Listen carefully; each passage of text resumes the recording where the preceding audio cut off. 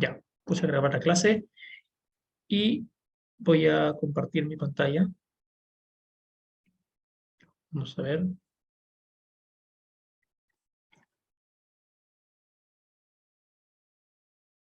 Ok, porfa, me confirman si pueden ver mi pantalla. Sí, profe, estamos mostrando un PPT. Ya, perfecto. Ok, bien, gracias.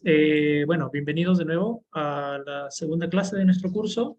El día de hoy vamos a empezar a hablar acerca de la unidad de procesamiento más básica que existe en cualquier modelo de red neuronal, ¿sí? El perceptrón. ¿Ya? Es el primer modelo neuronal computacional que fue propuesto hace casi ya 60 años. Eh, Vamos a estudiar sus propiedades, vamos a estudiar su interpretación, porque básicamente es una unidad de procesamiento, ¿sí? Y vamos a comenzar a ver cómo es que esta unidad de procesamiento tiene la capacidad de aprender, ¿ya? Es algo muy simple, podríamos decir, es como el building block más importante de las redes neuronales. Es por eso que lo tocamos primero. Una vez entendiendo lo que hace un perceptrón, que es una neurona, digamos así, entonces comenzamos a a tener el material necesario para poder ir construyendo redes neuronales, construyendo cosas más grandes y que a la larga terminan siendo estos modelos actuales que tenemos, que son modelos que están construidos en base a esta unidad de procesamiento inicial. ¿De acuerdo? Eh, un perceptrón, ¿sí? Un perceptrón es una representación matemática de una neurona, ¿ya?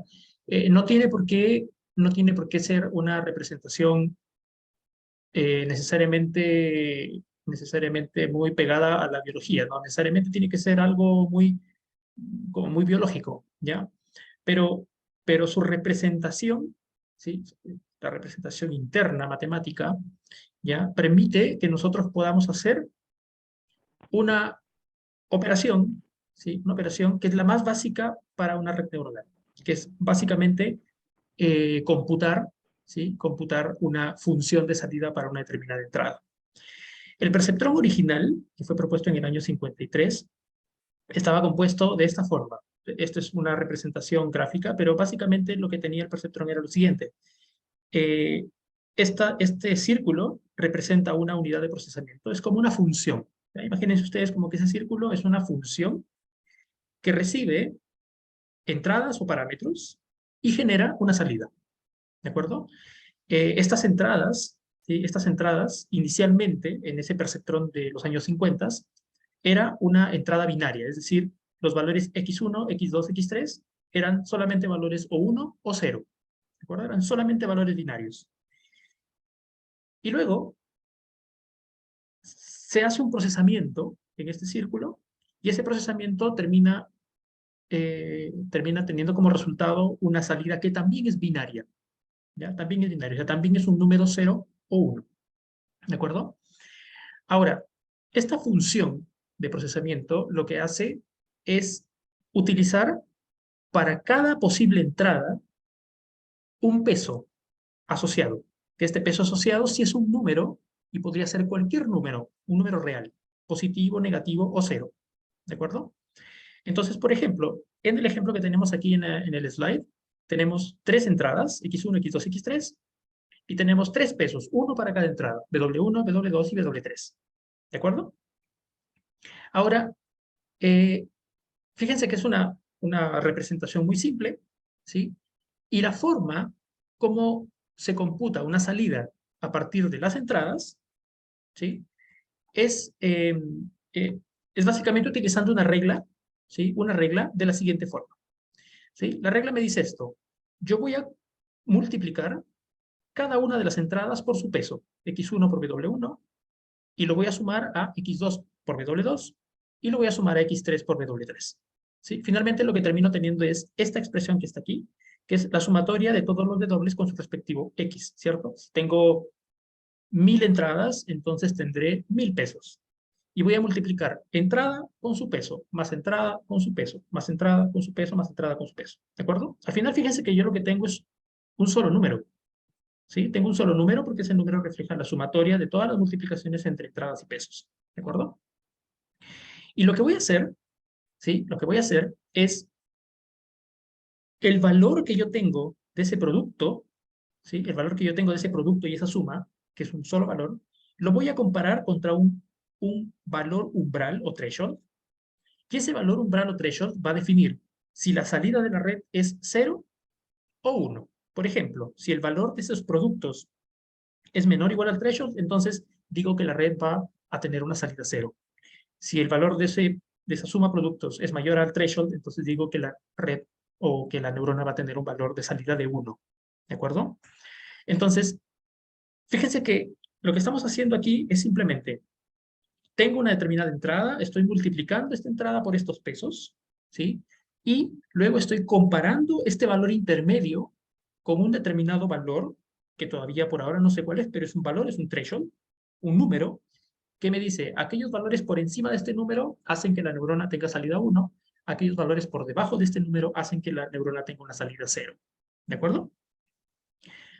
Fíjense que si uno pensara en una representación biológica de este modelo matemático, es como que este umbral, este threshold, es el que permite que esta neurona se active o se inhiba.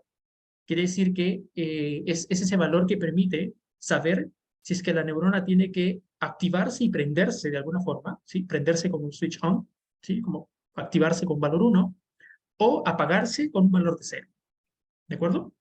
Entonces, es importante, imagínense, es importante que nosotros entendamos que aquí hay una decisión que se está tomando, ¿sí? La decisión que se está tomando en esta unidad de procesamiento es y depende de este umbral. ¿De acuerdo? Es y depende de este umbral. O sea, este umbral es el que define si mi decisión es positiva o 1, o mi decisión es negativa o 0. ¿De acuerdo? ¿Por qué en los años 50 se creó este modelo? Este modelo se creó y de hecho se pensó en un modelo con entradas y salidas binarias, porque el perceptrón, que es esta función que estamos hablando, no se implementó a nivel software. ¿Sí? De hecho, en los años 50 había muy poco que hacer con software. Este modelo o esta neurona se implementó de manera electrónica, ¿sí? Se implementó de manera electrónica y cuando uno quería ponerle las entradas a la red o al modelo electrónico, entonces uno era como activar o desactivar. Es como cuando uno juega en los circuitos y uno aplica voltaje es 1 y no voltaje es 0. ¿Okay? Es así. Y la red tenía un comportamiento. Los pesos, estos pesos que están aquí, en el perceptrón original, eran, eh, eran seteados a mano, con potenciómetros. ¿Sí? Entonces uno tenía un potenciómetro para el W1, por ejemplo. ¿Sí? Para W1 tenías un potenciómetro con el que ibas dando un determinado valor para ese W1. ¿No? Para W2 también un potenciómetro, para W3 también un potenciómetro.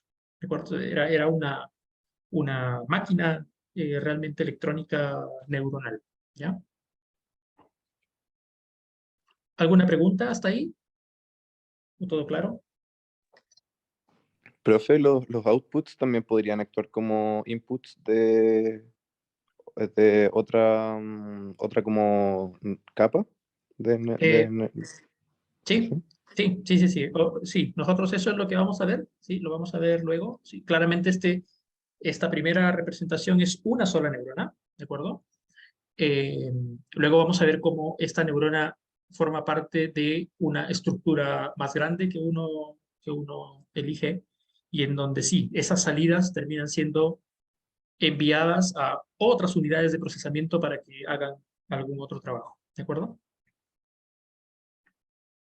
Perfecto, gracias. ¿Ok? ¿Alguna otra pregunta?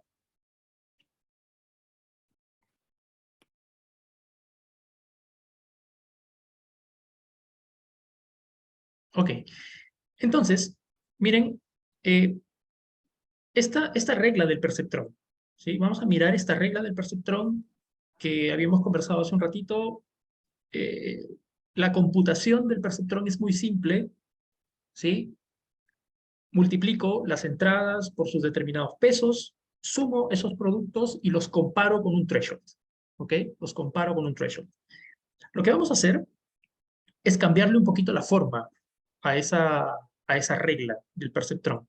¿Sí? Lo que vamos a hacer es, voy a representar el producto suma, o sea, el producto de una entrada por su peso, más una entrada por su peso, más una entrada por su peso, más una entrada por su peso, y así.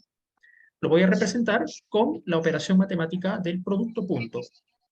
¿Sí? El producto punto de dos vectores. ¿Sí? Si yo tengo un vector de dimensión 10 y otro vector de dimensión 10, yo puedo calcular el producto interno o producto punto entre estos dos vectores, que significa multiplicar elemento a elemento y sumar los valores que estoy multiplicando, ¿cierto?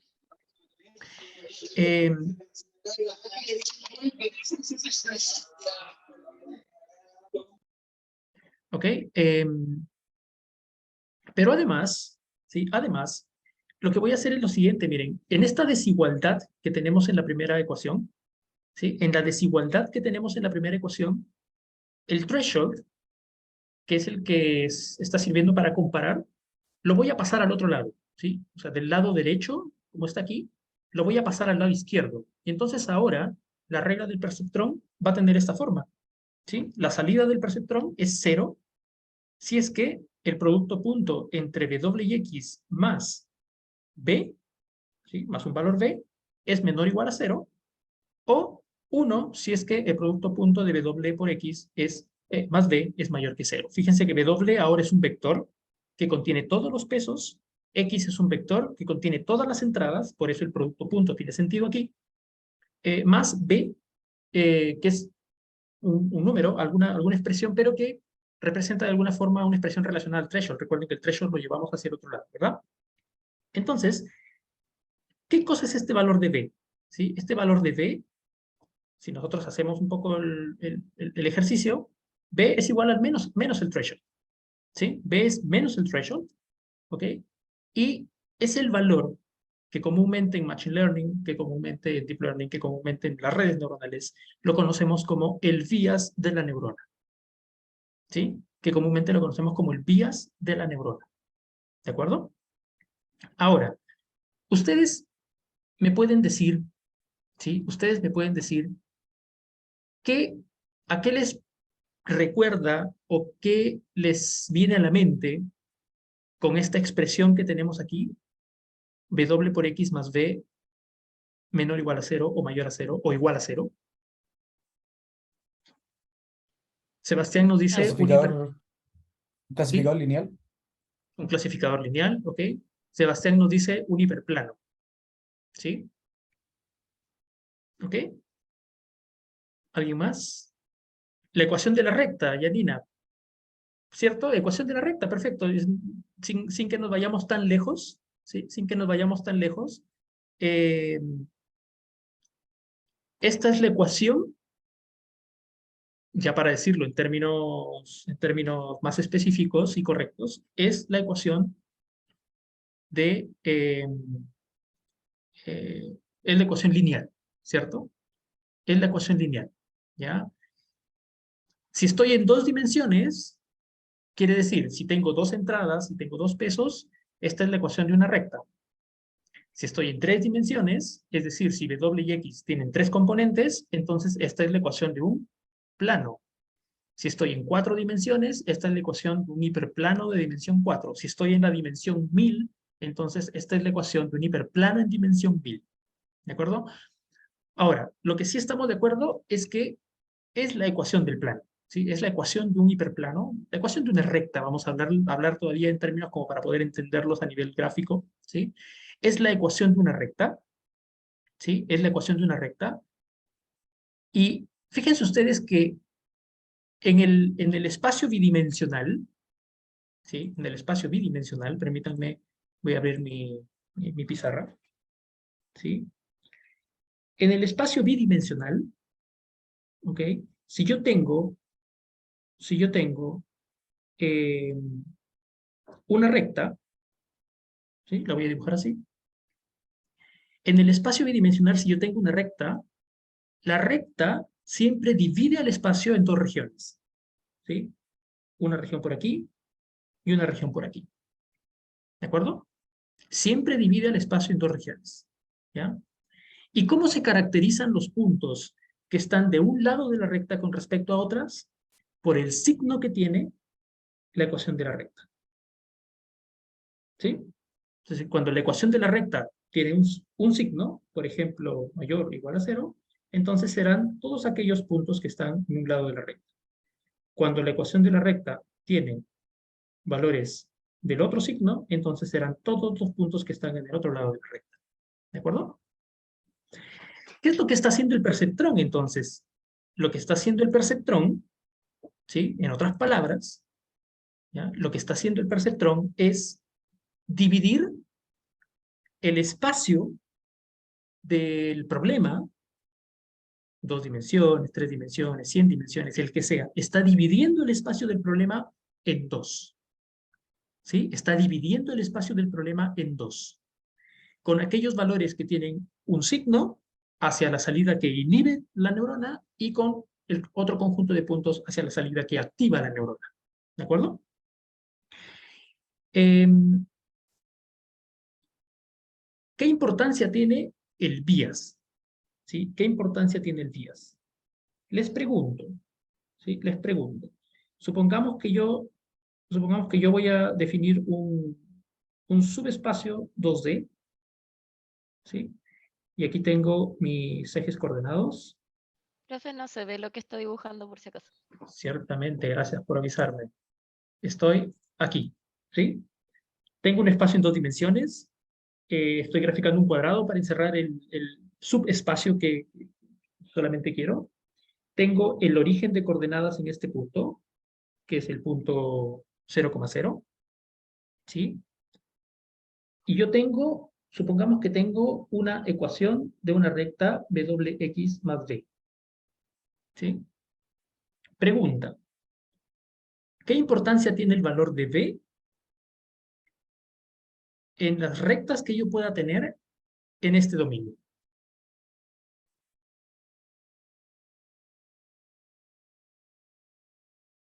Nos dice Cristóbal, nos permite tener un grado más de libertad y trasladar la línea o el plano y no solo ajustar la pendiente. Es el punto en el que la recta choca con el eje Y, es el intersecto.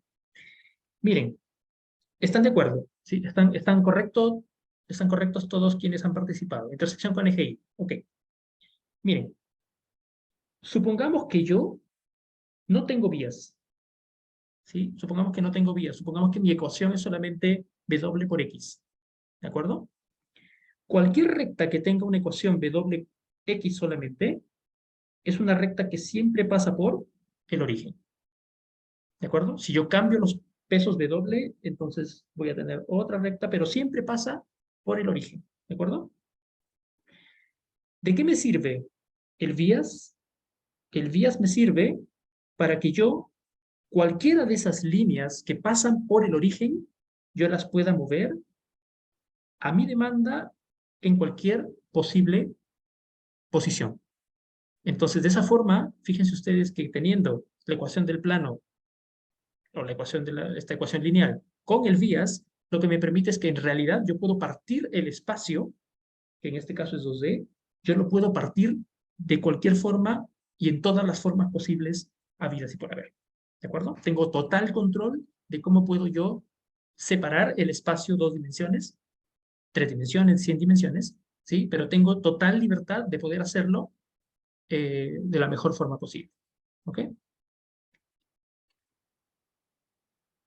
acuerdo? ¿Sí? Fíjense que B, el vías es un valor real, ¿ya? El vías es un valor real, ¿de acuerdo? Entonces el vías es un valor que puede ser positivo, negativo o cero, ¿sí? Y por lo tanto, el rol que tiene el vías es simplemente desplazar la línea en cualquier posible dirección, ¿de acuerdo?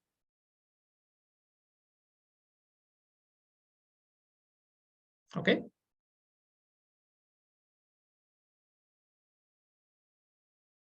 ¿De acuerdo? ¿Preguntas hasta ahí?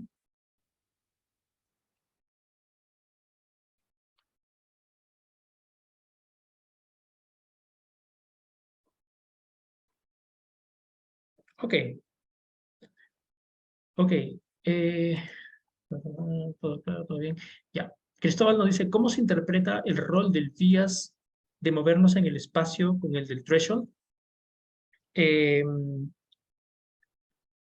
rol del bias con el threshold. En realidad, fíjate que estamos cambiando de hecho el rol del threshold. El threshold es el que te permitía saber qué tan fácil es que tú estés en un conjunto o en el otro, ¿sí? Entonces, por ejemplo, ¿sí? Por ejemplo, si nosotros tenemos este gráfico, o voy a hacer otro, ¿ya? Voy a hacer otro con una nueva línea, ¿ya? Hago otro gráfico y ahora voy a poner aquí, la línea de doble X más D, ¿de acuerdo? ¿Sí? El valor del V, ¿sí? El valor del V es el que ahora te permite definir si es que hay puntos que están de un lado de la línea o de otro lado de la línea, incluso cuando son puntos que son muy cercanos, ¿sí? Y eso simplemente es porque el bias es el que está definiendo qué tan grande o tan pequeño tiene que ser para al momento de sumarlo con el producto de pesos y entradas, te dé un valor o positivo o negativo, ¿sí?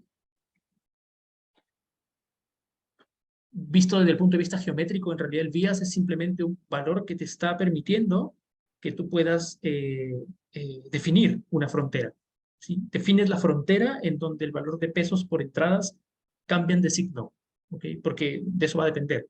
Si Wx es menor que V, te da un valor negativo. Si Wx es mayor que V, te da un valor positivo, ¿ok?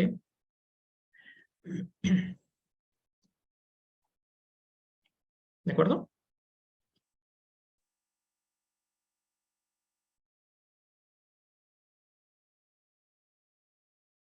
¿Ok? ¿Alguna otra pregunta?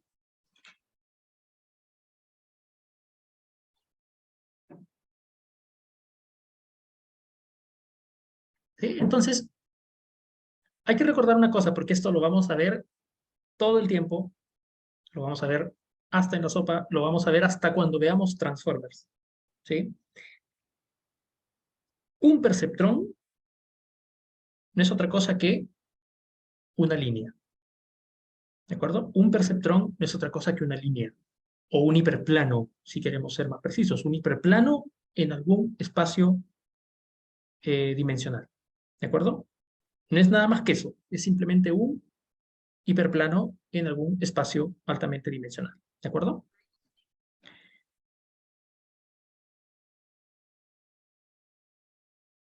Ok.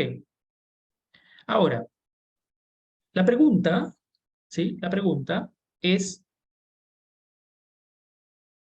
para un determinado problema, ¿cierto? Para un determinado problema. O sea, ahora yo ya tengo, ¿sí? Ahora yo ya tengo que resolver, por ejemplo, un problema de este tipo, ¿sí? Yo tengo puntos que son mis datos de una determinada clase y tengo puntos que son datos de otra clase, ¿ok? Con algo de overlap por ahí, ¿sí? Entonces tengo estos dos conjuntos de datos.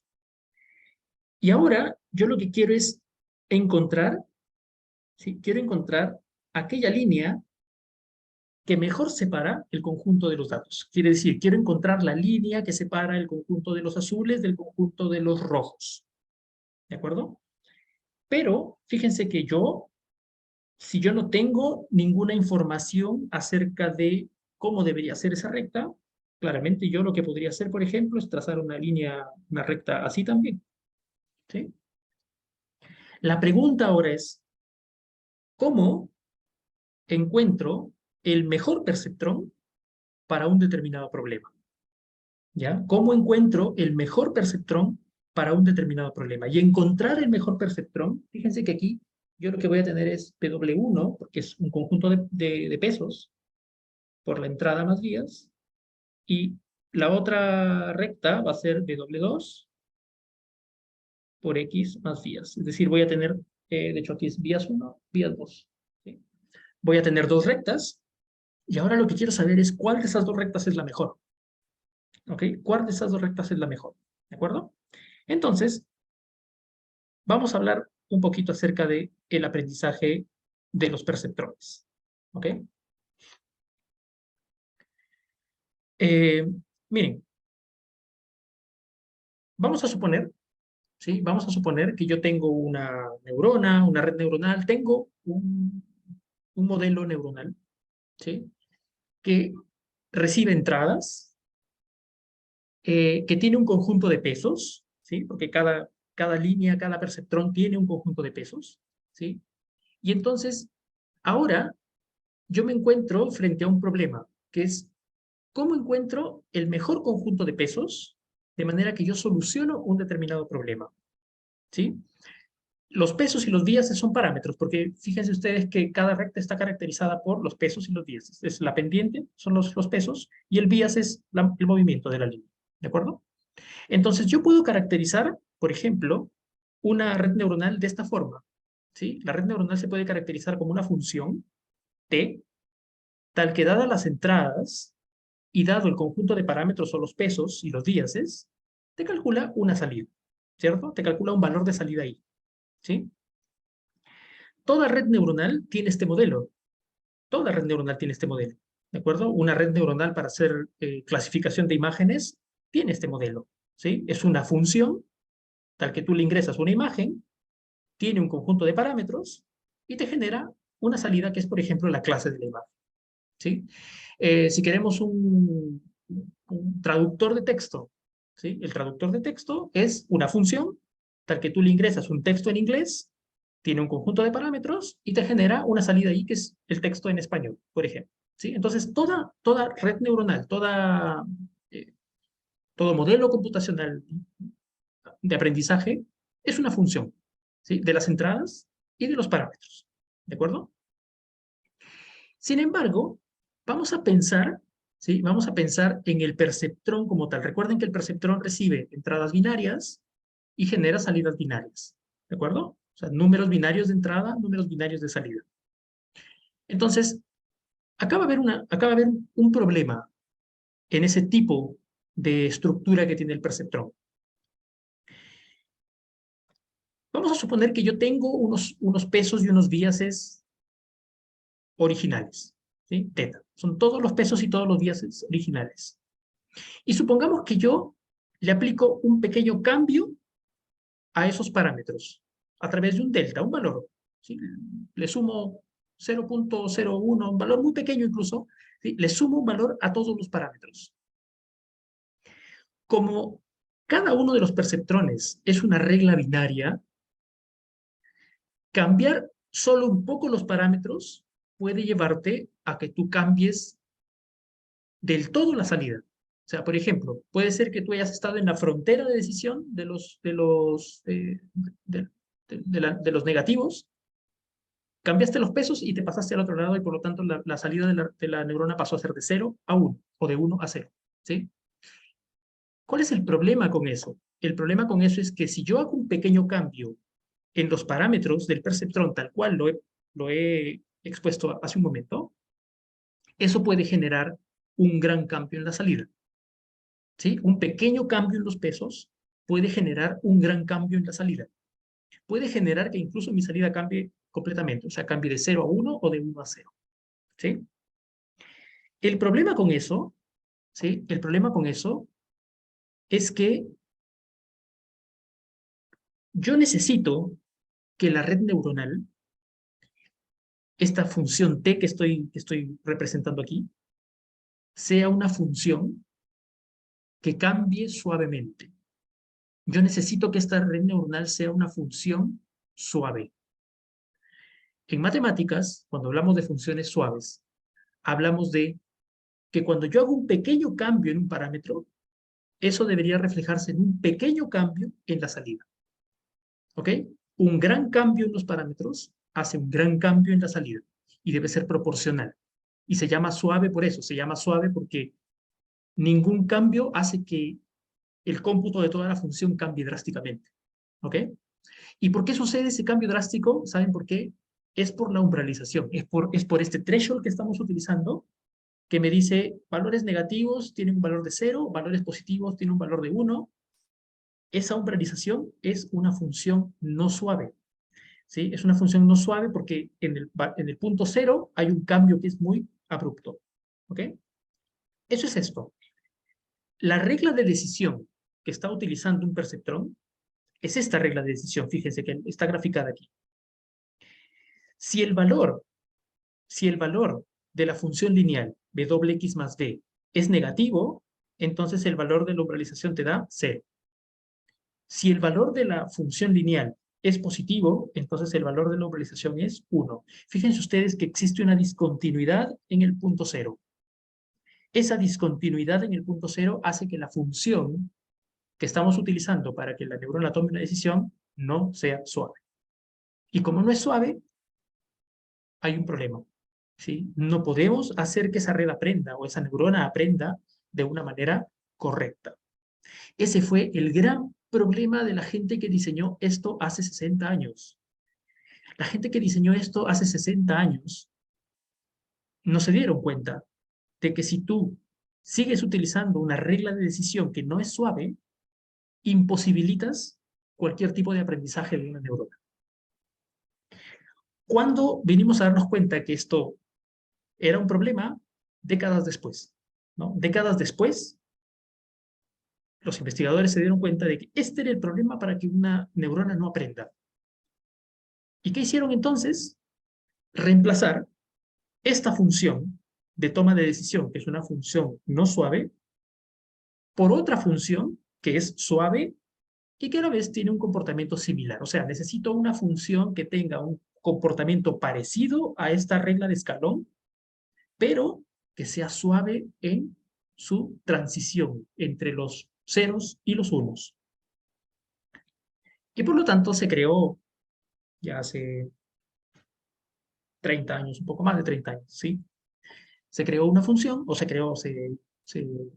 eh, se descubrió una función, que es la función sigmoide, ¿sí? La función sigmoide es una función que ahora es una función matemática que tiene esta forma, ¿sí? Si tú le ingresas un parámetro z, la función se calcula como 1 sobre 1 más exponente de menos z, ¿sí? Y el comportamiento de esta función es este. ¿Sí? La función sigmoide es una función que, si ustedes se fijan, tiene un comportamiento parecido, sigue siendo una función parecida a esta función de escalón, solo que en lugar de tener una discontinuidad en el punto 0, lo que tiene es una transición suave entre el 0 y el 1, ¿sí? De hecho pasando por el 0.5, que es el valor que tiene la función en el valor x igual 0. ¿De acuerdo? Y entonces ¿cómo, cómo se introduce esta función dentro del comportamiento de la red neuronal? Básicamente la idea es la siguiente. Yo voy a calcular la función lineal. Recuerden, eso siempre es básico. Función lineal. Pesos por entradas más vías. Y el resultado de ese W por Z más B, en lugar de aplicarle umbralización, o sea, en lugar de compararlo con menor o igual a 0 o mayor a 0, ese valor directo lo pongo en la función sigmoide. Y por lo tanto, lo que vamos a hacer es computar la salida de la neurona, ya no se calcula como un valor de umbralización, sino se calcula como esto, 1 partido por 1 más el exponente de, fíjense que es toda la expresión del producto lineal. ¿De acuerdo? ¿Preguntas hasta ahí?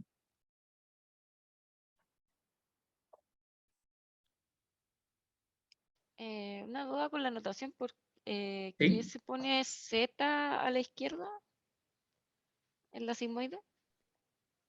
¿Qué es lo que entra aquí en Z? O sea, ese Z es distinto al X que estábamos hablando siempre. Es un parámetro, ¿sí? Es el parámetro de la función, ¿sí? Es el parámetro de la Ya. función en la entrada, o sea, este es un número, básicamente, ¿sí? No, la ecuación de abajo. Ah, en la ecuación de abajo, sí, XZ, XZ, esto de aquí, ¿ok? Ah, ya.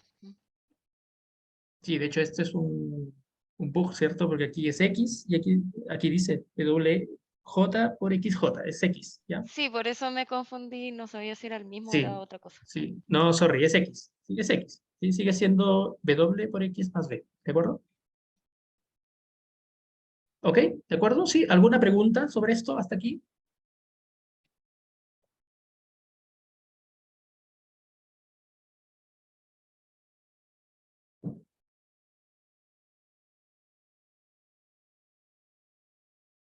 Muy bien.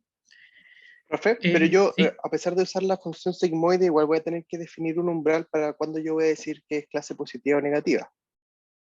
Sí, porque o sea, luego después, si tú utilizas esta función sigmoide, es porque tú de todas maneras al final quieres caracterizar cosas que están en una clase, que serían los ceros, y otra clase que son los unos. Básicamente lo que uno hace siempre es aplicar ahora un threshold de 0.5, pero no lo haces al momento de computar la salida de la red, lo haces después, ¿sí?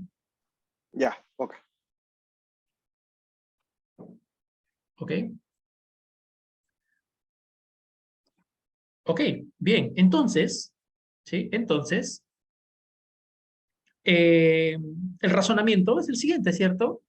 Ambas funciones lucen muy distintas matemáticamente, sin embargo, tienen un comportamiento similar. ¿Por qué?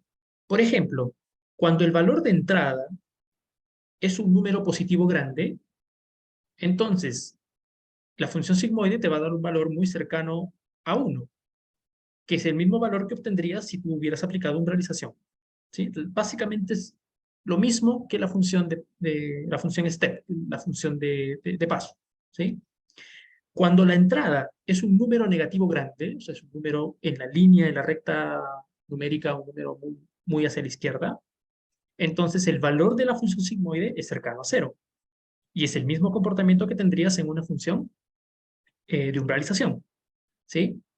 ¿Dónde está la diferencia? La diferencia entre estas dos funciones es cuando tú tienes valores de entrada que son cercanos a 0. ¿Sí? Cercanos a 0. Y aquí viene la principal ventaja que tiene el sigmoide. Es que supongamos que tú tienes un valor por aquí, cerca a 0 pero negativo. ¿Sí? Cerca a 0 pero negativo. Si ese valor cambia solo un poco, puede que tú te pases a la recta positiva y cambiaste el valor de 0 a 1 en una función de paso.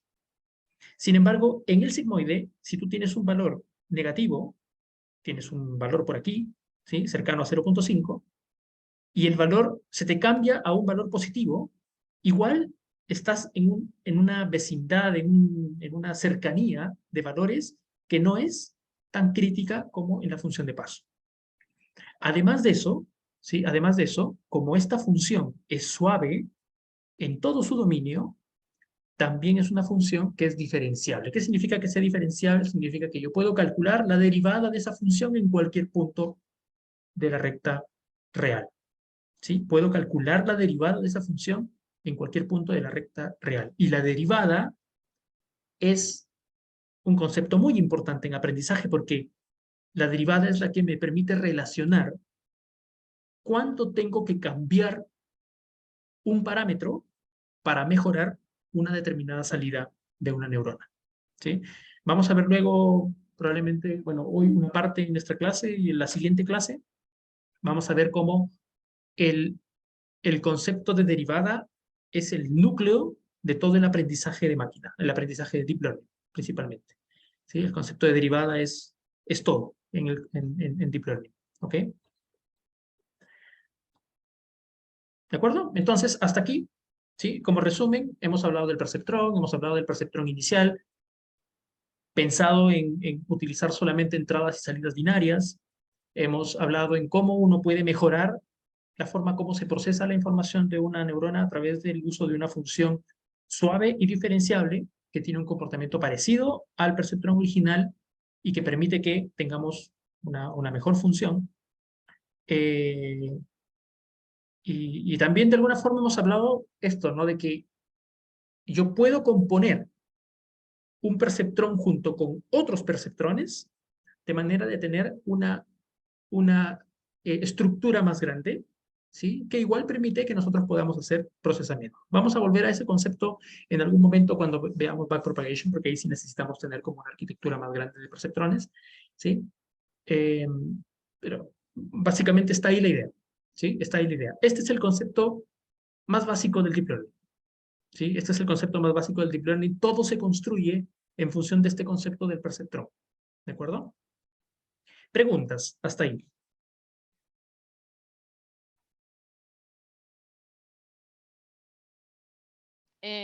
Tengo como otra duda de conceptos y de definiciones, Ujú, que siempre hablan de la multilayer perceptron, ujú, pero uno usa, por ejemplo, esta, la sigmoide, no la step. ¿Está ujú. bien dicho eso? O sea, ¿sigue siendo un perceptrón aunque use la sigmoide?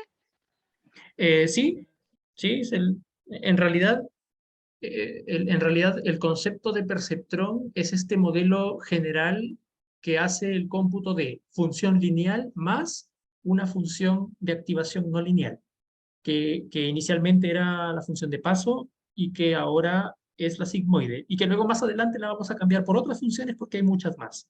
¿Sí? En realidad el perceptrón, pensémoslo como esta unidad de procesamiento que lo que hace es procesa las entradas, calcula una función no lineal y luego genera una salida, ¿ya? Sin importar la función de activación, que podría ser sigmoide, de paso, y cualquier otra función de activación posible, ¿ya?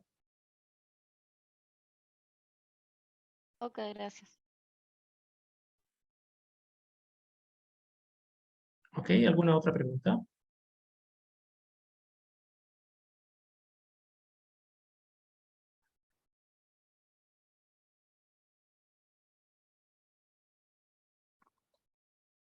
Bien, si no hay preguntas, entonces ahora sí, ¿sí? Ahora sí. Diego, te escuchamos. Te leemos, entonces.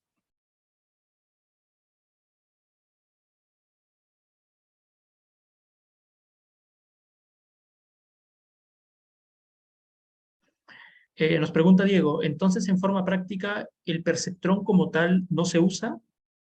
¿La activación con umbral? No, no, la activación con umbral no se usa, no es útil. No hay forma de hacer que un perceptrón aprenda si tú utilizas la activación con umbral. ¿Sí? Ahora, no es que el perceptrón solo como tal no se usa, no porque no puedes resolver ningún problema con un perceptrón, ¿sí? Pero, pero el perceptrón sigue siendo uno de los componentes que se utilizan para crear estructuras más grandes, redes neuronales más grandes, que sí son útiles, ¿ya? Tanto que, por ejemplo, Google el año pasado, ustedes saben que existen las redes Transformer, ¿no? Las redes Transformer salieron con el tema de NLP primero y luego fueron adaptadas a visión computacional a través de Vision Transformer, que es el, la arquitectura principal para hacer Transformer con imágenes. Eh, y la gente de Google el año pasado sacaron una arquitectura que se llama MLP Mixer, que es como Multilayer Perceptron Mixer, que no era otra cosa que puros perceptrones multicapa, o sea, puros perceptrones en arquitecturas más grandes juntas, pero diseñadas de tal forma y entrenadas de tal forma que podían hacer el mismo trabajo que hace un transformer. ¿Sí? O sea, lo que demostraban con ese paper, MLP Mixer se llama el paper, ¿sí? Lo que demostraban con el paper de MLP Mixer es que eh, eh, una red neuronal con solamente perceptrones era o tenía la misma capacidad que un transformer, que es una estructura, una arquitectura bastante más compleja en términos de procesamiento, ¿sí? Y tenían resultados muy interesantes.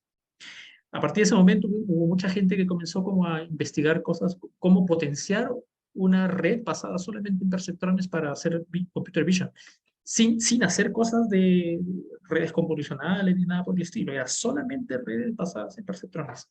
¿Ok? Les dejo aquí en el chat el nombre, MLP Mixer. ¿Ok? Ya, continuamos entonces, ¿ya? Igual me pueden ir preguntando luego cuando vayamos a pasar, ¿ya? Eh, ¿MLP Mixer también aplica para texto? No, no, es para imágenes, es para computer vision. ¿Ok? Ok, ahora, el primer ingrediente del Deep Learning ya lo tenemos, el perceptrón. ¿Sí? Esta unidad de procesamiento, ya dijimos, recuerden, cada perceptrón es una línea, un perceptrón es un hiperplano. ¿Sí?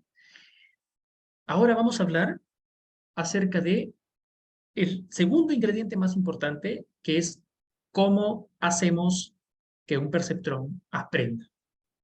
¿De acuerdo? ¿Cómo hacemos que un perceptrón aprenda? Y para eso vamos a hablar de un algoritmo de optimización, ¿sí? De un algoritmo de optimización que se llama gradiente descendiente. ¿Ok? Gradiente descendente o gradient descent, ¿sí? El gradiente descendente. ¿Ok? Miren, vamos a partir con un caso de ejemplo. Luego este caso de ejemplo lo vamos a ver en nuestro primer laboratorio, ya que espero lo podamos ver el día de hoy. Miren, voy a imaginar un caso de juguete, ¿sí? En donde tengo los siguientes datos. Tengo un conjunto de datos que contienen coordenadas x1, x2, coordenadas en 2 dimensiones, y además una etiqueta asociada. ¿Sí? Lo que podríamos pensar de esta colección de datos es como una nube de puntos en 2 dimensiones, en donde todos los puntos rojos son puntos de la clase 1 y todos los puntos azules son puntos de la clase 0.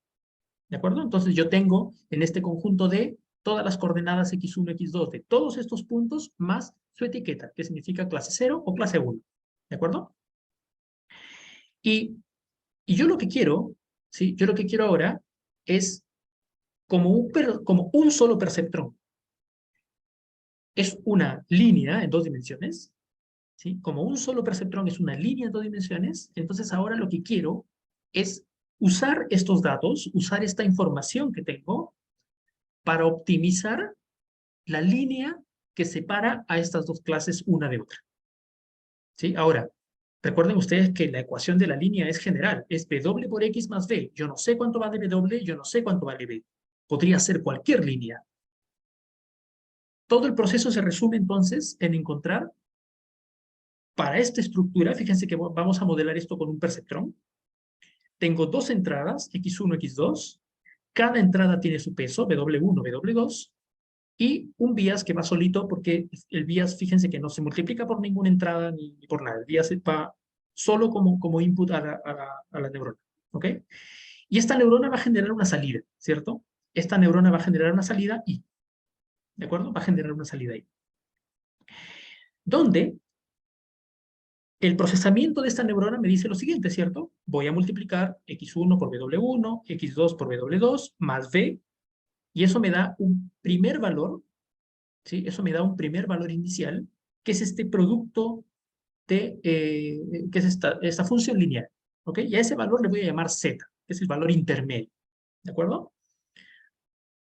Ese valor z luego pasa a la función de activación sigmoide, la vamos a utilizar a partir de ahora, ¿sí? Función de activación sigmoide, y la salida de esa función de activación sigmoide es el I', que es la salida de la neurona, ¿de acuerdo? ¿Ok? Entonces, ¿sí? Entonces, fíjense ustedes que si yo tengo un sample x1, x2, para un determinado punto, mi neurona va a producir un valor de salida I', ¿cierto? Pero recuerden que en los datos originales, yo tengo un valor de salida deseado. O sea, para cada punto, yo sé si quiero que la salida sea 0 o sé si quiero que la salida sea 1. Por lo tanto, la gran pregunta aquí es, ¿cómo puedo comparar el valor que sale de la neurona con el valor que yo deseo que salga? ¿Sí? Cada punto tiene un valor de I asociado y yo quiero comparar el valor real de salida con el valor deseado de salida. ¿Sí? Lo que voy a hacer ahora es algo muy simple, ¿ya? Todavía por ahora no me voy a complicar porque quiero explicarles antes el concepto del aprendizaje, ¿sí? Lo que voy a hacer para comparar estos dos valores es simplemente calcular esta expresión. Voy a restar la salida de la red con la salida deseada y lo voy a elevar al cuadrado y le voy a sacar un medio, ¿sí? Lo que estoy haciendo aquí es calculando una expresión que se conoce como error cuadrático medio, ¿cierto? El error cuadrático medio entre las dos entradas. Fíjense, si la neurona me da el valor de salida I' igual al valor deseado, entonces este valor C vale 0. ¿Qué significa? Significa que cuando la neurona me dé salidas correctas, el valor de C es 0. Pero cuando esta neurona me dé salidas incorrectas, este valor de C es un valor diferente de 0, positivo. ¿Sí? Es un valor diferente de 0, positivo. Por eso es que lo elevamos al cuadrado. Aquí fíjense que estamos elevando al cuadrado esta expresión.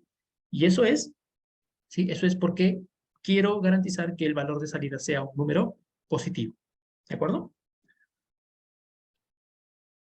¿Ok? Entonces, fíjense que si yo ahora asumo que el valor de salida de la red I', ¿sí? El valor de salida de la red I' es una función o depende de x1, x2, w1, w2 y b, fíjense que ahora lo que tengo es que esta función de costo o esta diferencia entre la salida de la red y la salida deseada es también una función de los parámetros de la red.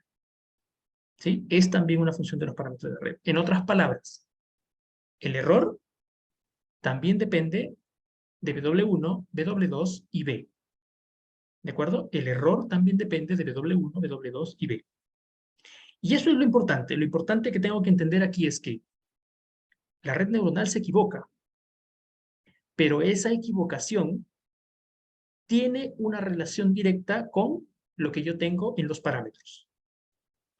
¿Sí? Mientras yo pueda asociar la equivocación, el error, a, o de alguna forma, a los parámetros, entonces tengo las herramientas necesarias para poder encontrar los mejores parámetros que me permitan minimizar un error. ¿De acuerdo? Esta es la premisa, ¿sí? La función de costo, esta función de error, es una función de los parámetros. Y como es una función de los parámetros, estamos listos entonces para aplicar métodos numéricos matemáticos que me permitan optimizar el error. ¿De acuerdo? Si yo tengo n muestras, porque fíjense que en mi problema yo no tengo un solo punto. En mi problema yo tengo muchos puntos. Recuerden, muchos puntos rojos, muchos puntos azules. Tengo muchas muestras de entrenamiento. Cada punto va a ser una muestra de entrenamiento. ¿Sí? El costo va a ser simplemente el promedio de los costos individuales de cada muestra. ¿Sí? Entonces voy a poner una muestra en la red, tengo una salida, calculo el error. Pongo la segunda muestra, calculo la salida, calculo el error.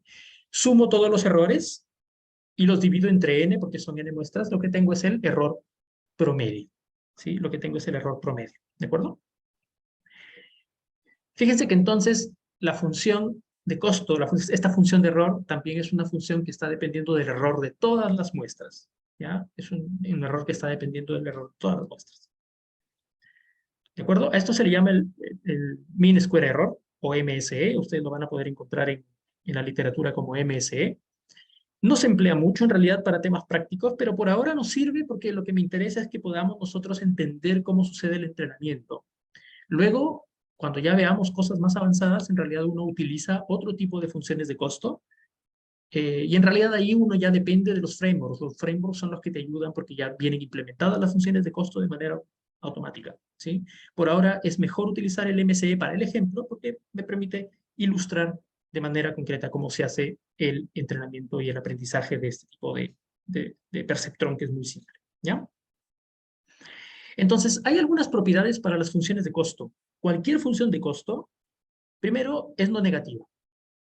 ¿Sí? Es no negativa. Fíjense ustedes que aquí toda esta función de costo es positiva. Estrictamente positiva. O cero. ¿Sí? No negativa.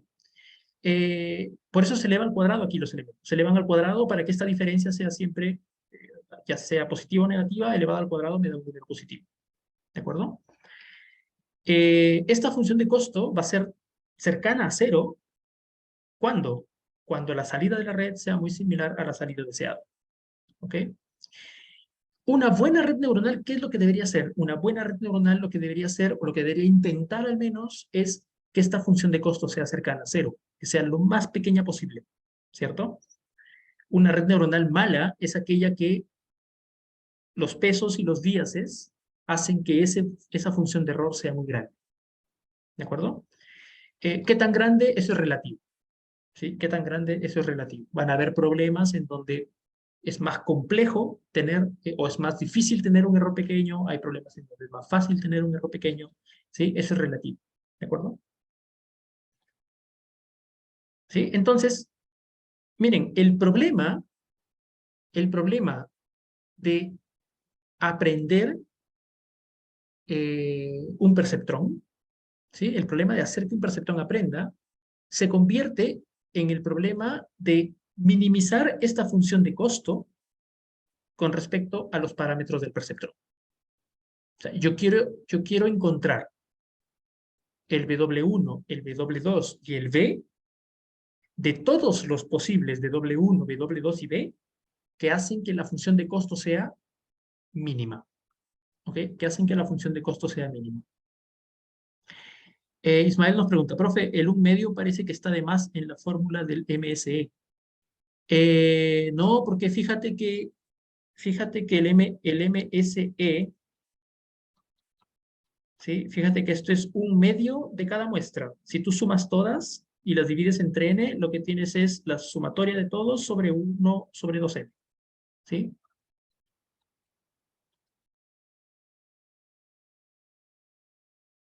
¿Ok? ¿Ok? Sí, entonces como les decía, hacer que un perceptrón aprenda es encontrar el W1, el W2 y el V que minimicen esa función de costo. ¿De acuerdo? Diego Cortés nos dice, viene de la integral el 1 medio, ¿no? No, no, en realidad el error cuadrado medio tiene el 1 medio ahí porque tiene la gracia que cuando tú calcules la derivada, el exponente 2 baja y se elimina con el 2, ¿no?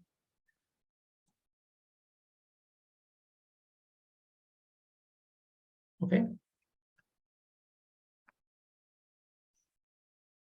Eh, ¿Ok? ¿Ok?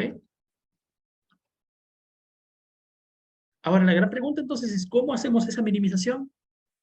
Vamos a utilizar un método numérico que se llama gradiente descendiente.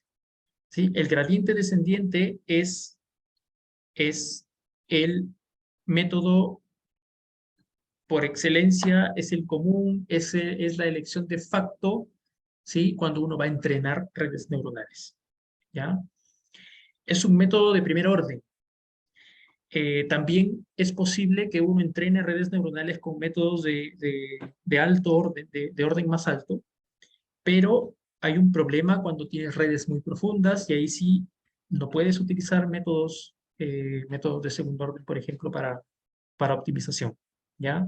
Sin embargo, ustedes van a buscar por ahí por la literatura, hay algunas propuestas, ¿no? Para utilizar cosas como el jacobiano y algunos algoritmos de optimización distintos. Sin embargo, gradiente descendente es la elección de facto para minimizar o para optimizar una red neuronal porque al ser de primer orden no requiere de precomputaciones tan complejas. Segundo, es iterativo, ¿sí? Y al ser iterativo, entonces la solución va refinándose en cada pasada y uno va haciendo o sea, estás como llevando la optimización o desdoblando la optimización en un conjunto de iteraciones, ¿sí? Y además de eso, es paralelizable, ¿sí? Es importantísimo eso ahora porque obviamente se puede hacer uso de herramientas como el GPU para poder hacer esto, ¿ya? Entonces, el aprendizaje como un problema de optimización, ¿ya? Eh, acá hay un tema muy controversial, ¿no? Hablamos de aprendizaje computacional, ¿sí? Pero en términos estrictamente formales, en realidad lo que estamos haciendo es optimización, ¿sí? Es optimización. Entonces, no sé y no estoy tan seguro si el término correcto es realmente aprendizaje, ¿sí? Porque en realidad lo que estamos haciendo es optimización, ¿ya?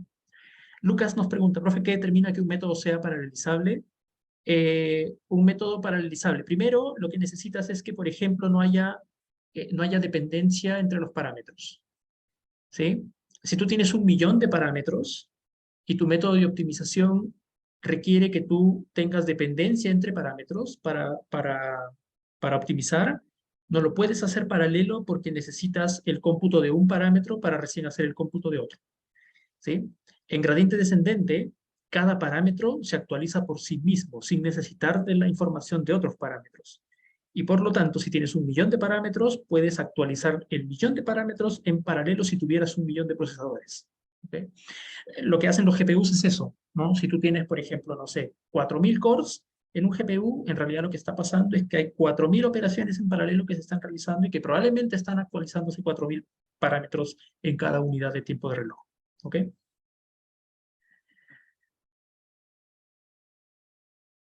¿Ya? Entonces, el aprendizaje de una red neuronal es un problema de optimización.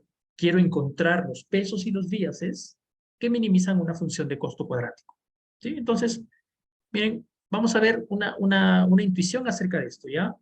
Supongamos que yo tengo una función de muchas variables, como una red neuronal. Recuerden que la red neuronal es una función de muchas variables, ¿sí?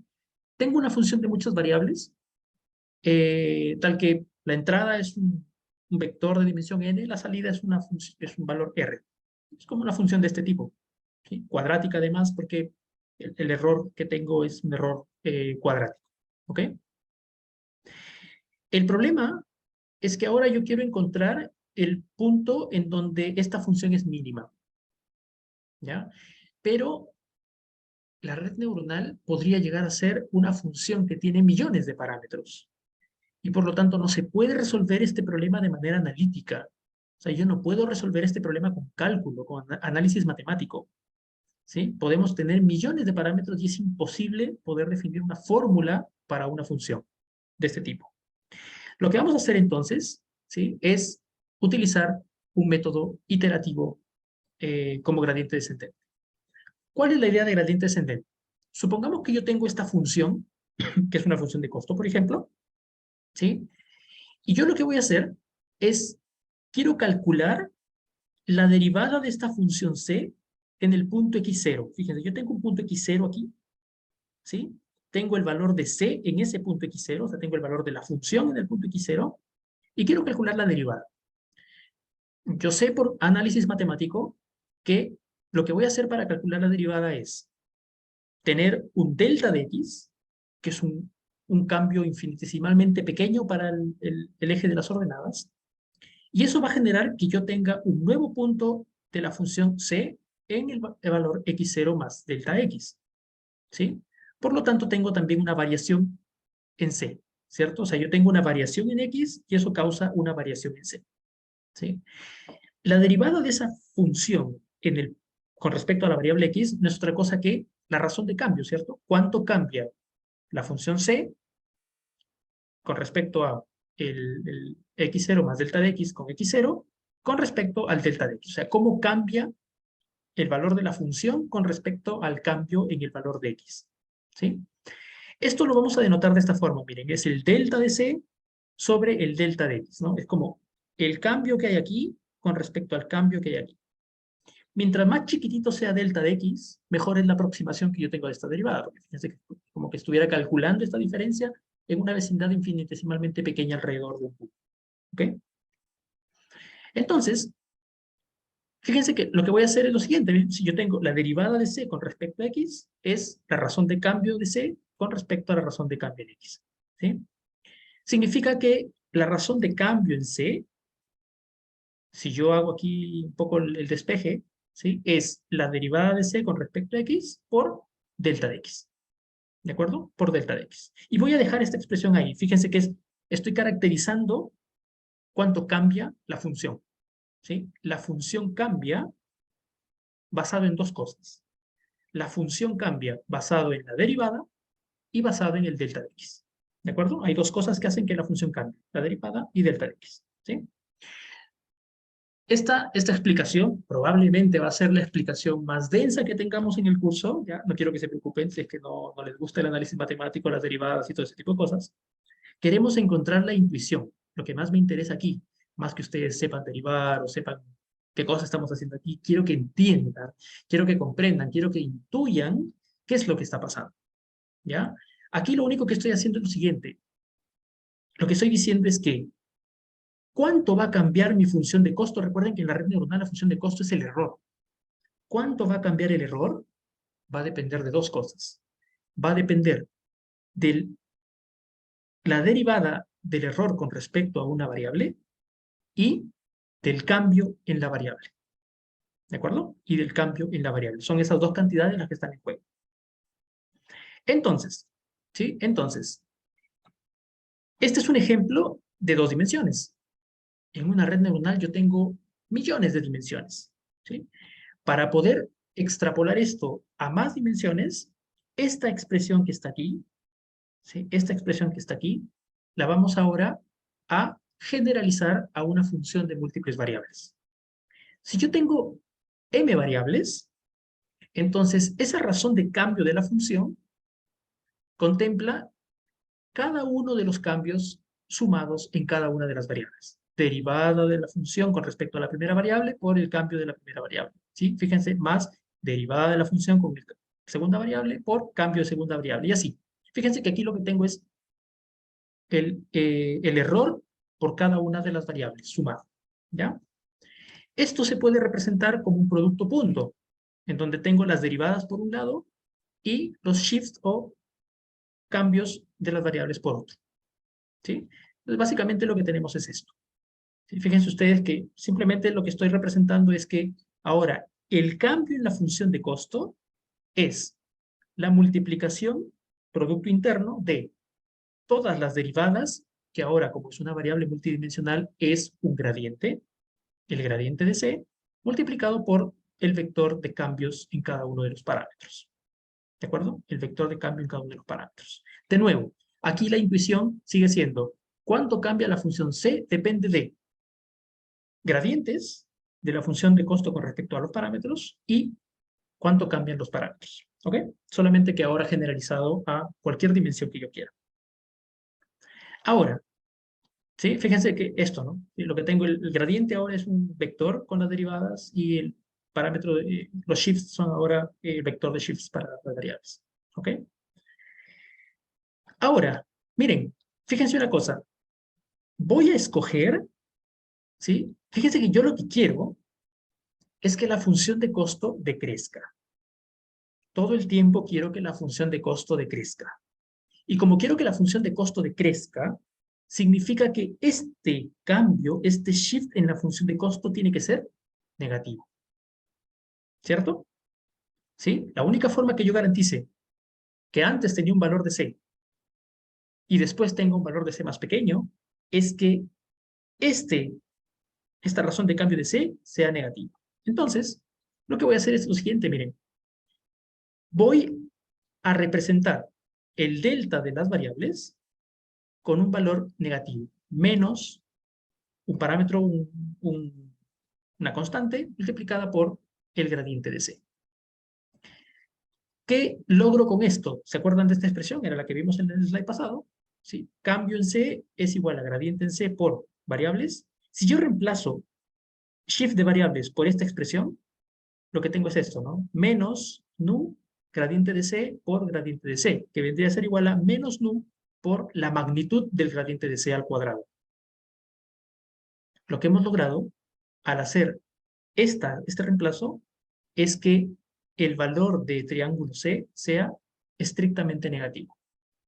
¿Sí? Sea estrictamente negativo. Y como es estrictamente negativo, cuando yo hago este cambio en los shifts, siempre garantizo que la función de costo se va hacia abajo. Siempre garantizo que la función de costo va decreciendo.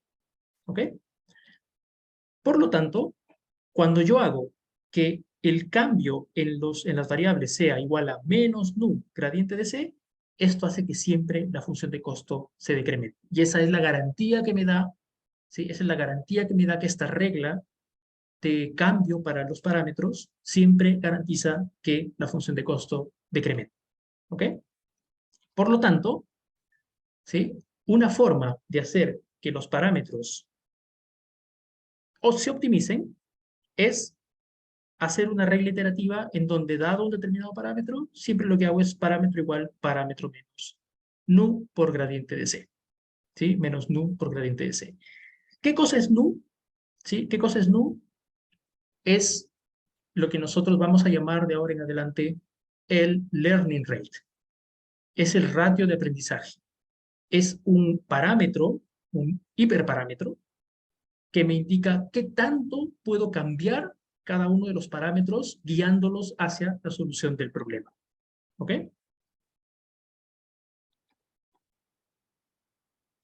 ¿Ok? ¿Preguntas hasta ahí?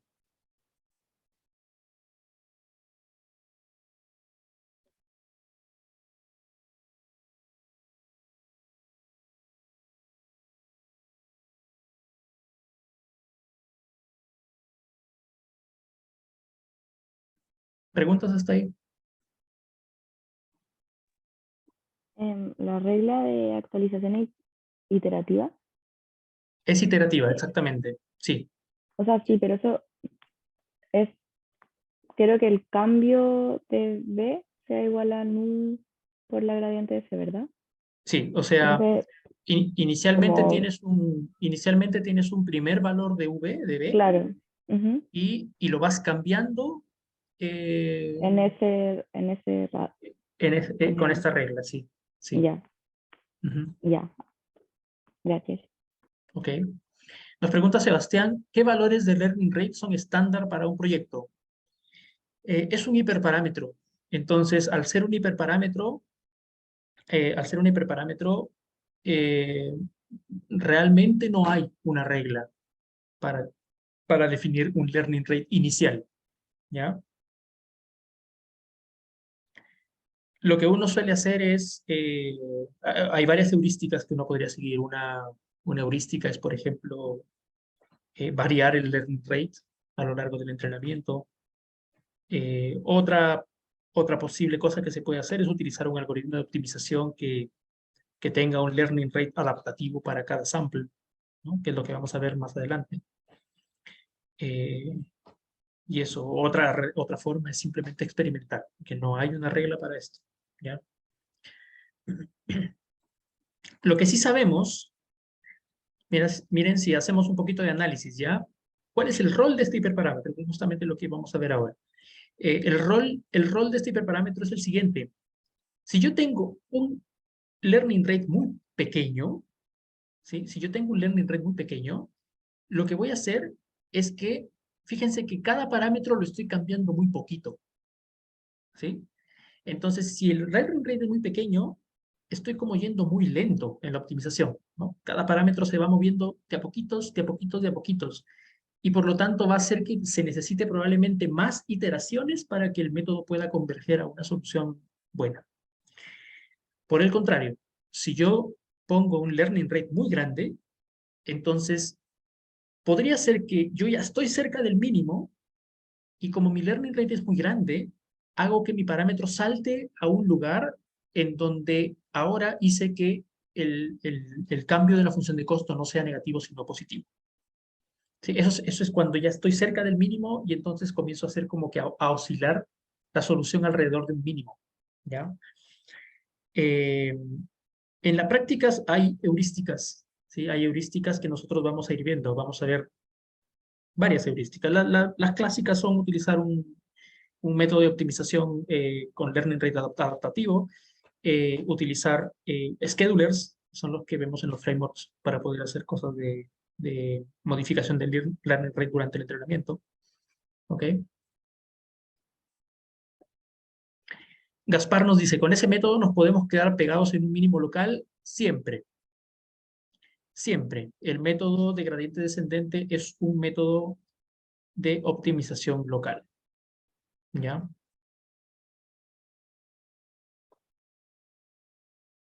Así que siempre hay de nuevo, hay estrategias que me permiten a mí poder lidiar con encontrar un mínimo local, ¿no? Eh, hay diferentes tipos de estrategias, ¿sí? Que las vamos a ver también en algún momento, ¿ya? Este método de optimización no permite encontrar un mínimo global, ¿ya? Y ese es uno de los problemas abiertos en el Deep Learning, cómo hacer que el entrenamiento de una red neuronal entregue un método globalmente optimizado. ¿Ok? Eso no existe todavía por ahora. ¿Ok?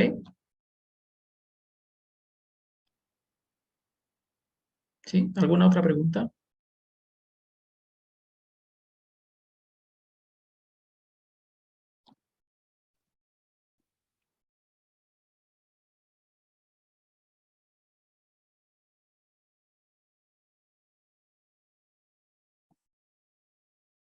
Ok. Ok, bien, sigamos. Miren, ahora hay una cosa que nos falta para que nosotros podamos aplicar gradiente descendente, que es esta fórmula. O sea, gradiente descendente es básicamente esta fórmula, la van a recordar siempre. Parámetro igual a parámetro menos learning rate por gradiente. Hay una cosa que nos falta aquí, ¿cierto? Lo que nos falta es computar este gradiente de C. ¿Sí? Nos falta computar este gradiente de C. Entonces, vamos a ver ahora cómo nosotros podemos calcular ese gradiente de C. Miren, volvemos a nuestra neurona chiquitita. ¿Sí? En esta neurona chiquitita teníamos esta forma, dos entradas, dos pesos, el vías y la salida. Y yo tengo una función, ¿sí? Una función de error. Esta función de error calcula la diferencia entre salida deseada, salida obtenida, al cuadrado, 1/2. ¿De acuerdo? Quiero encontrar W1, W2 y V que minimiza C. Y yo sé ahora que existen las reglas de actualización para cada parámetro. Por lo tanto, yo ya sé que tengo que aplicar esto. Yo ya sé que para que esta red aprenda, tengo que aplicar esta regla iterativamente. W1 igual a W1 menos nu por gradiente de C con respecto a W1. Fíjense que ahora ese gradiente general que habíamos pensado hace un momento, ahora sí es específico. Ahora sí quiero calcular la derivada de la función de costo C con respecto al parámetro W1. La derivada de la función de costo C con respecto al parámetro W2. La derivada de la función de costo C con respecto al vías. ¿De acuerdo? Necesito esas derivadas para que ahora estas expresiones tengan sentido y pueda calcularlas y computarlas. ¿Sí? Vamos ahora a por esto, calcular estas derivadas. ¿Ya? Todo parte porque yo entienda de que en una red neuronal todas son funciones que se van computando una tras otra hasta obtener un resultado final. ¿Sí? Vamos a ver, miren. Lo primero que yo hago para calcular la salida de una red es pesos por entradas más vías. ¿Sí? Pesos por entradas más vías. Y ese es un primer valor Z. Luego lo que hago es calcular función sigmoide, es una segunda función después, para obtener I'. Y luego lo que hago es calcular función de costo. ¿Sí? Fíjese que son tres funciones aquí en juego. Primero la función lineal, luego la función sigmoide y luego el error. Hasta ahí yo ya llegué a C. Yo ahora lo que quiero es calcular la derivada de C con respecto a W1. Y para hacer eso, vamos a hacer uso de una regla del análisis matemático conocidísima que nos hizo sufrir probablemente durante mucho tiempo y ahora vamos a ver que es mágica porque sirve y sirve para hacer todo esto que estamos viendo ahora y la inteligencia artificial se basa en la regla de la cadena. Curioso, ¿no? Porque ¿quién no? Yo no me gustaba el análisis matemático tanto. Por ejemplo, si yo quiero calcular la derivada de la función de costo con respecto a W1, lo que tendría que hacer es hacer la regla de la cadena. Derivada de C con respecto a I' primero, por la derivada de I' con respecto a Z, por la derivada de Z con respecto a W1. Fíjense que hasta ahí ya llegué a W1. ¿Sí? Ya llegué a W1. Por lo tanto, ahora lo único que tengo que hacer es calcular cada una de las derivadas de manera individual. Vamos a ver. Si yo tengo la función de error, que es esta, y quiero calcular la derivada de C con respecto a I', calculo la derivada. Bajo el exponente, se va el 2 con el 2 y me queda I' menos I. Ya tengo la primera derivada, que es la derivada de C con respecto a I'. Si quiero calcular la derivada de Z con respecto a W1, fíjense que Z era igual a W1 por X1 más W2 por X2 más B. Esto es facilísimo porque, como W1 está aquí solito, la derivada de Z con respecto a W1 es X1. ¿Sí? Que es este único valor. ¿De acuerdo? Ya tengo la segunda derivada. La tercera derivada que tengo que calcular es calcular la derivada de y' con respecto a z, y aquí es un poquito más complejo, porque la función y' es el sigmoide de z, ¿sí? Es el sigmoide de z. Aquí en el slide yo he puesto el desarrollo, que lo pueden revisar ustedes, lo pueden mirar, ¿sí? Esto es un ejercicio típico de análisis matemático, calcular la derivada de una determinada función como esta que parece un poco compleja. Calculamos la derivada y después de hacer un poco de álgebra, a lo que llegamos es a esto, miren, ¿sí? El desarrollo lo pueden ver ustedes luego. A lo que llegamos es a esto, miren. La derivada de y con respecto a z, que sería sigmoide prima de z, no es otra cosa que el mismo sigmoide de z multiplicado por 1 menos el sigmoide de z. ¿Sí? Genial eso. ¿Sí? Genial eso. La derivada del sigmoide es sigmoide por 1 menos sigmoide. ¿Ya? ¿Ok? La derivada del sigmoide es sigmoide por 1 menos el sigmoide. Como ya tengo las tres derivadas, ahora sí, miren, tengo las tres derivadas. Derivada de c con respecto a W1, ahora será la derivada del error, está aquí, la derivada del sigmoide está aquí, la derivada de la función lineal para W1 es x1. La derivada de c con respecto a W2 es derivada del error, derivada del sigmoide por derivada de W2 por x2, que es x2. Y para el vías tengo esta expresión que es todavía más simple. Fíjense que todo esto es computable porque todo lo conozco. El valor de y' lo conozco, es la salida de la red. El valor de y lo conozco, es la salida deseada de la red.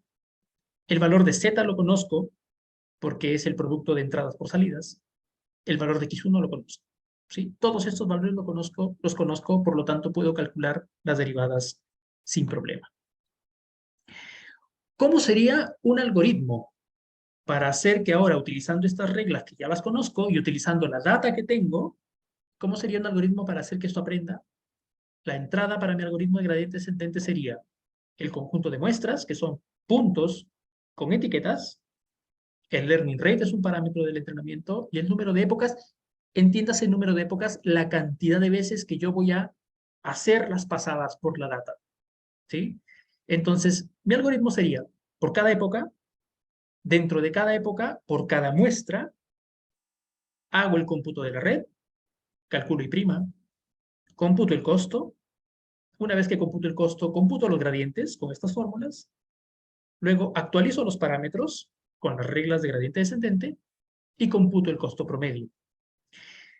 Lo que debería pasar en esta iteración es que este costo promedio comienza a bajar, a bajar, a bajar, a bajar, hasta que llega un punto en el que se estanca, ya no baja más, converge, y por lo tanto en ese momento diré que mi red o mi neurona o mi modelo ha aprendido. ¿Ok? Preguntas hasta ahí.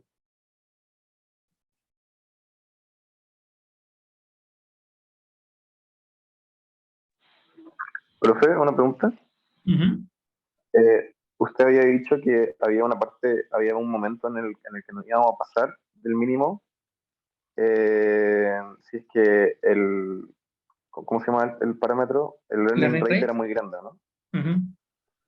Si es que el learning rate es chico, también en algún momento nos deberíamos pasar, ¿o no? ¿Qué hacemos cuando nos pasamos?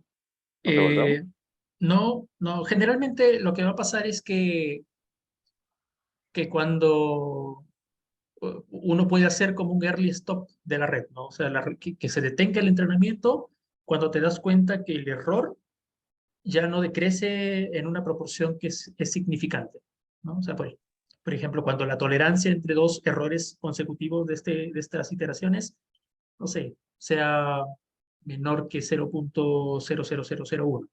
En ese momento tú puedes decidir parar el entrenamiento porque te das cuenta que ya a partir de ahí no hay nada más que aprender, ¿ya? Perfecto, entonces lo paramos antes de pasarnos. Lo paramos antes de pasar. Sí. ¿Cómo te das cuenta que te vas a pasar? Te das cuenta que te estás pasando del mínimo o que estás fluctuando en un mínimo cuando esa curva de error estaba decreciendo, decreciendo, decreciendo, decreciendo, cuando de repente te das cuenta que empieza a oscilar, ¿no? Te das cuenta que empieza a oscilar y a ser errática. En ese momento te das cuenta que ahí ahí ya no hay forma de que ya llegaste a un mínimo local y probablemente estás saltando el mínimo local. ¿Ya? Perfecto. Gracias, profe. ¿Ok? ¿Ok? Sí, o como dice Sebastián Guzmán, ¿no? Uno puede también chequear los gradientes, ¿no? También puedes chequear los gradientes y los gradientes son menores a cero. Te das cuenta que ya no estás yendo hacia abajo, sino que estás en la dirección contraria. ¿Ok?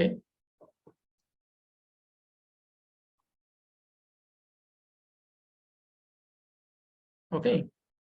Ok. ¿Alguna otra pregunta o duda?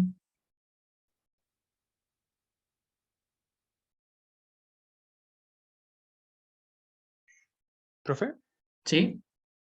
por ejemplo, puede ocurrir que quizás eh, por ejemplo, uno de los parámetros no puede seguir siendo optimizado, pero los otros sí, entonces podemos como detener la optimización de un parámetro y seguir con los demás. Fíjate que si eso sucede, eh, si un parámetro ya se optimizó, ¿de acuerdo? Si un parámetro ya se optimizó, su gradiente va a salir corto, ¿sí? Y si su gradiente sale corto, entonces por más que siga en la regla de actualización, ese valor ya no se modifica tanto. Se van a modificar aquellos parámetros que están llevándote a un error grande, Ah, perfecto, perfecto. ¿sí? Ya, no, Es por eso que en realidad uno no llega hasta ese nivel de inspección, de tener que mirar parámetro por parámetro y saber a cuál tienes que ajustarlo. En realidad los ajustas a todos y te vas dando cuenta que si hay algo que ajustar, si hay parámetros que están malos, probablemente el error va a salir grande para ellos y por lo tanto son los que se van a ajustar más que los otros que van a dar un error pequeño. Ah, ok. Es que como hablamos de este como early stop, Ujú. me preocupaba de que, claro, se haga el early stop porque un parámetro está oscilando, pero no se sigue ¿cómo se llama? No se sigue optimizando los otros parámetros que todavía sí pueden seguir siendo optimizados. Ya, pero date cuenta que lo que oscila es la función completa, ¿sí? Entonces, lo que oscila es la función de error completa que te está indicando que probablemente si hay una oscilación es porque todos los gradientes están yendo en la dirección contraria, no solo uno, Ah, perfecto. Ya, ¿sí? ahora entiendo. Ujú. Muchas Pablo gracias. nos preguntaba, ¿el learning rate puede ser dinámico en función de la época? Sí, sí, vamos a ver técnicas nosotros más adelante en donde uno puede modificar el valor del learning rate. De hecho, lo que se hace generalmente es empiezas con un learning rate, después de un cierto número de épocas lo disminuyes, lo bajas a la mitad, por ejemplo, después de otro número de épocas lo sigues bajando y así para tratar siempre de que ya cuando vas acercándote a un mínimo no te pierdas de seguir haciendo optimización, ¿ya? Sebastián nos dice, ¿cómo sabemos si agregar un nuevo peso mejora el desempeño, como en el diseño previo? Eso es bueno. ¿Cómo sabemos si agregar un nuevo peso mejora el desempeño? En realidad ahí eso es un misterio, ¿no? Un misterio. O sea, nuevos pesos o nuevos parámetros significa que tú tengas más perceptrones o una arquitectura distinta probablemente, y no hay forma de saber si una determinada arquitectura funciona para un determinado problema. Es solamente prueba y error. ¿Ok? Pablo nos dice, ¿es una heurística o existe un algoritmo? Es una heurística, es una heurística. ¿Sí? No es algo que, esto de los learning rates no es algo que garantice que vas a converger a una solución. ¿Ya? Eso. Ok, bien. Nos vamos a quedar ahí por ahora. Sí, nos vamos a quedar ahí por ahora. En la siguiente clase, aquellos que ya tienen que irse, tienen alguna otra cosa que hacer, pueden irse nomás, ya no vamos a hacer más materia ni nada. La siguiente clase vamos a empezar con nuestro laboratorio. Vamos a hacer un primer laboratorio en donde vamos a entrenar un perceptrón y vamos a hacer la implementación desde cero en NumPy de un perceptrón con las reglas de aprendizaje y todo. Y luego vamos a pasar a ver backpropagation ya para ver cómo usamos esto con redes más complejas, ¿sí? Yo me quedo por aquí contestando preguntas, así que a ver, si los conjuntos a clasificar no son separables linealmente, igual podríamos lograr separarlos, por eso de la función no lineal. Ya. Hasta ahora hemos visto solo una neurona, ¿sí? Y una neurona es un separador lineal, ¿de acuerdo? Una neurona es un separador lineal, ¿ya? ¿Cómo obtenemos un separador no lineal? O sea, ¿cómo obtenemos un clasificador no lineal? Es porque necesitamos componer perceptrones en estructuras más grandes que permitan crear funciones no lineales, ¿ya? Eso lo vamos a ver en la siguiente clase también, junto con el algoritmo de backpropagation, que es el que nos permite entrenar esas arquitecturas más complejas. Pablo, ¿se podría modelar el learning rate como otro parámetro de optimización? De hecho, lo que sí hay, por ejemplo, son técnicas, ¿sí? Técnicas bayesianas para encontrar buenos hiperparámetros, ¿ya? Hay técnicas bayesianas para encontrar buenos hiperparámetros. Eso no lo vamos a ver nosotros. Algoritmos evolutivos también. O sea, hay formas, ¿sí? Hay formas de cómo uno puede encontrar buenos parámetros. Ojo, siempre de nuevo, como les digo, sin garantía. Es prueba y error y tener que probar arquitecturas, porque de hecho incluso con los métodos bayesianos uno tiene que hacer pequeñas como pruebas de los hiperparámetros para ver si uno va por buen camino. ¿Ok?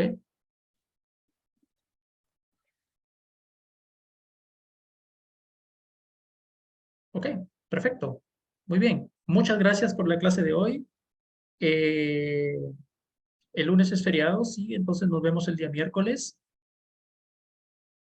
Eso. Gracias. Que tengan un buen fin de semana. Nos estamos viendo entonces. Cuídense. Chao, chao. Chao, Gracias, profe. gracias. Igual. Ah, perfecto. Chao. Nos vemos. Cuídense. Chao. Chao. Profe. Chao, gracias. Chao, nos vemos. Profe, Cuídense. gracias.